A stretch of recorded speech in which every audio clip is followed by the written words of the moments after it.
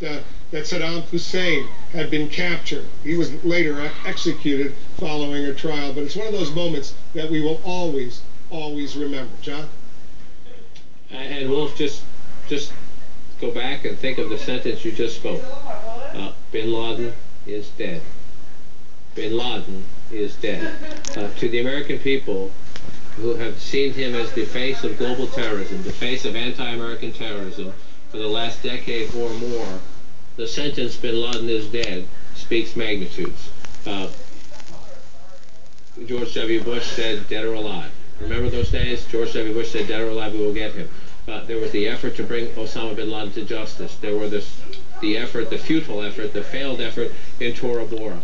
And for the last 10 years, we have asked our intelligence sources off and on, what's the latest? Have you heard any chatter? Do you know where he is? Is he in Waziristan? Is he in a cave somewhere? Is he in Afghanistan or Pakistan? Somewhere in the Neverland, the ungovernable Neverland of that?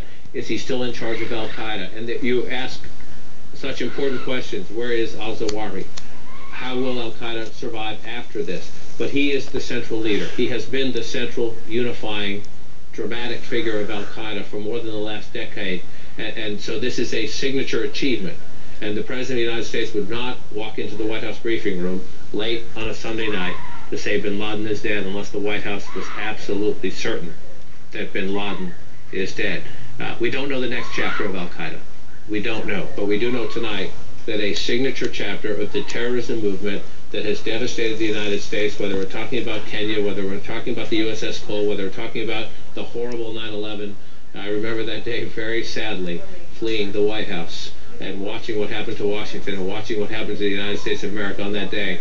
We are closing a page, a chapter of that moment tonight when the President walks in the briefing room moments from now and says Bin Laden is dead. Just imagine the magnitude of that sentence. Osama Bin Laden. And here's something else, John, that we have to appreciate what follows. Because Bin Laden, to most of the world, is a terrorist, a thug, a killer responsible for 9/11 and several other major terrorist attacks, not only against Americans, but against others, whether in Europe or in Africa, in the Middle East, other parts of the world, in Asia as well. So most of the world will be thrilled, but there will be some, including Al-Qaeda supporters, Al-Qaeda affiliates, who will not be happy about this, and no doubt are already plotting revenge. To them, Bin Laden is a hero, and as a result, the U.S. National Security Team, indeed security teams around the world, they have to be prepared right now for retaliation. If this were one of those moments where the threat level could be intensified, it probably would be intensified, at least in the short term right now, gearing up for some immediate terrorist